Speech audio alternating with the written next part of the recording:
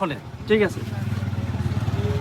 সম্মানিত দর্শক মণ্ডলী, অনেকক্ষণ থেকে আমার কথাগুলো শোনার জন্য মনোযোগ দিয়ে রাস্তার পারে দাঁড়িয়ে আমার পাশে বসে নয় বরঞ্চ কথায় কথা হয় আপনাদের সামনে আমি মোহাম্মদ কামরুল হাসান শান্ত এসেছি এই তরিতরকারির ব্যবসা নিয়ে, এবং নানান রকম কথা নয় বরঞ্চ ব্যবসা আমার আপনাদেরকে দিয়ে হয়।